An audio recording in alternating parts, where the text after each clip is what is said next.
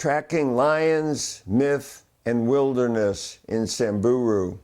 I'm an old man, and this is my last book, but I wish it were my first book, because I've been expressing my ideas and formulating my ideas and writing for 50 years. But now, finally, at the end, I think I've come to understand what I wanted to say in the beginning. This book is set in Samburu Nation in northeastern Kenya on the border with Ethiopia.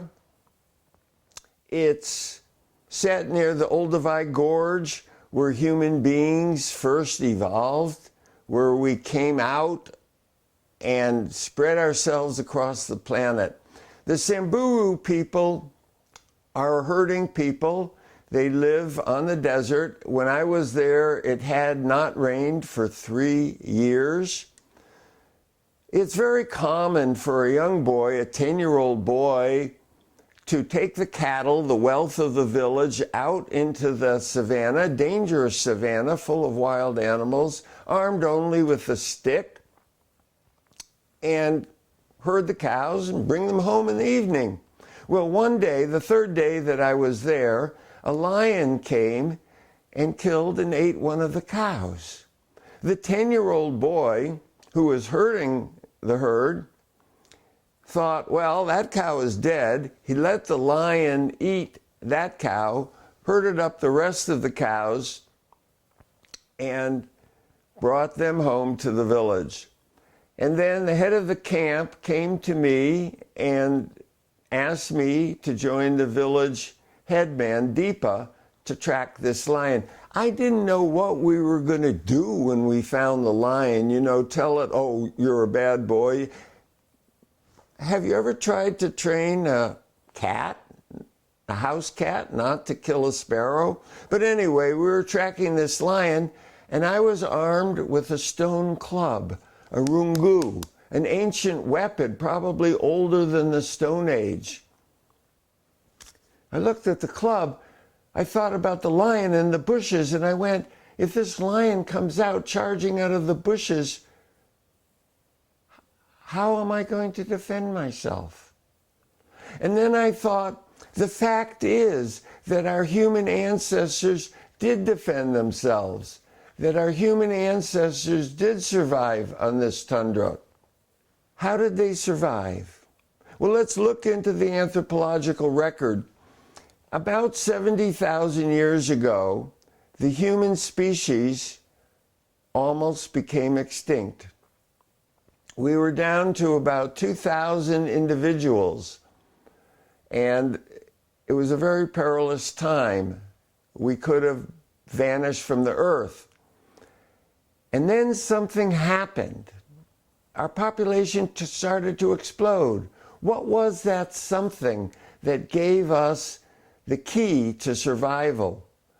We're a tool-using species, and you would think maybe that it was tools, sophisticated weaponry, the bow and arrow, the lance, the atlatl, the throwing spear that gave us that cutting edge to survive. But no, that's not what happened. That isn't what was in the anthropological record. What happened was we developed art.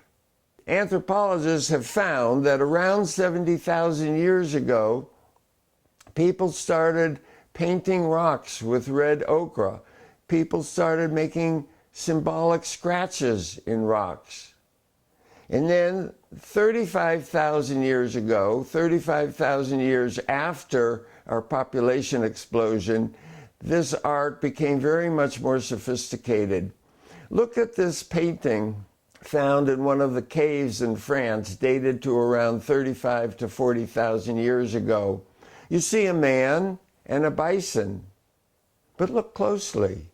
The man is leaning back on its heels. He doesn't have a man's head, but a bird's head. He has a giant erection. There's a bird in the left-hand corner of the photo. The bison has its guts spilling out. There's a lance running across the bison. This is a myth. This is a story. This is some journey into something not real. It was mythology that gave us our power. It was storytelling.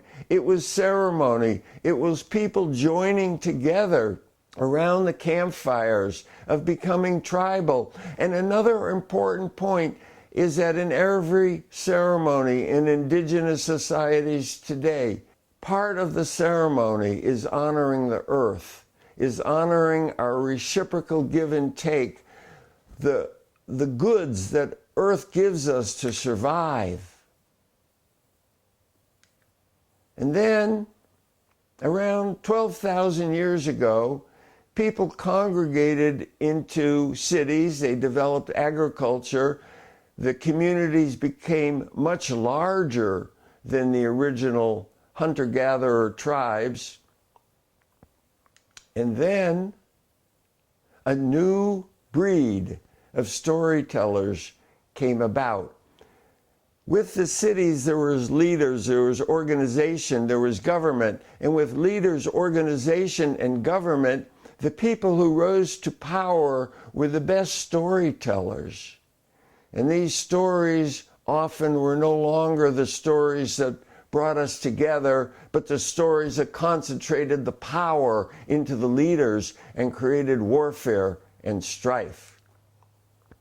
This is exactly what happened to me in Samburu. It was as if I was living through 100,000 years of human evolution, because at first we had the stories that gave us the power to fend off the lion, to survive on this tundra.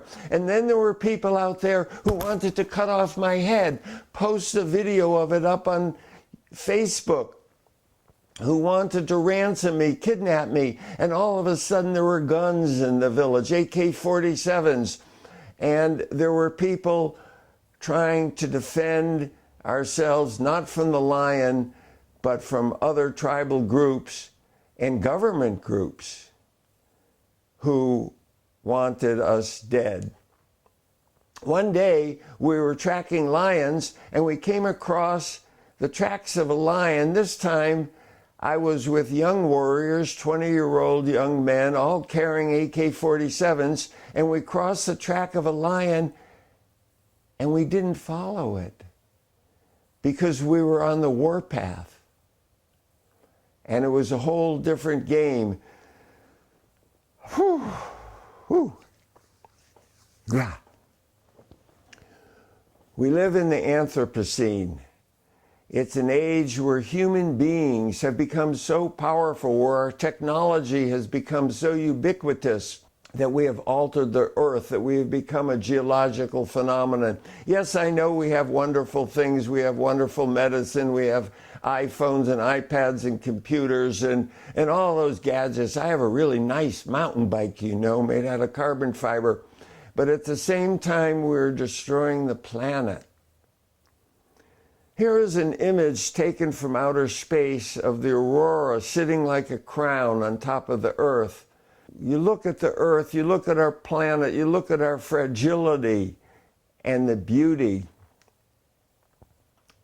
In order to preserve this environment, in order to preserve this planet, not preserve the planet's going to be fine with or without us, but in order to have it be sustainable enough to support us, to support humans, if we are so kind of self-centered to think we're that important, we need a consciousness revolution. The science is great.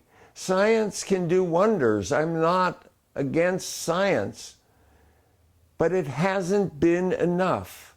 By itself, it doesn't work. We need this consciousness revolution to use the science and combine it with our indigenous wisdoms. When I spent 5 years in Siberia with the Koryak people, I learned that our power comes from 3 sources. It comes from the shaman, the spiritual journey. It comes from the hunter, the person who supplies us with the meat. And it comes from the tundra, the earth, our relationship, our thanks to the earth for supporting us. And even though we live in the 21st century, even though we may live in cities, we have to remember about the shaman, the hunter, and the tundra. It's about joy. It's about love. I worked for a number of years with a dance company out of Boston as a storyteller, bringing joy. And that's what brings us together, and that's what gives us the consciousness revolution that we need. And then, of course, the wilderness, the planet, nature. Nature will heal us. Nature will teach us. Nature will give us wisdom and love. And nature tells no stories. So nature will take away those stories and replace it with beauty and love. And that is a journey we have to take if we are going to sustain ourselves for ourselves and our children and our grandchildren. Thank you for listening to me. Because of COVID, many of my in-person speaking engagements have been canceled, so I offer this short version of my longer talk. Also, because questions and answers, because this tribalism of being together, of sharing ideas is important, I ask you to send me an email, john@johnturk.net, with your questions, ideas, thoughts. I will put it up on my chat room, johnturk.net/chat, and we can discuss these ideas and hopefully move forward in a positive way. Thank you.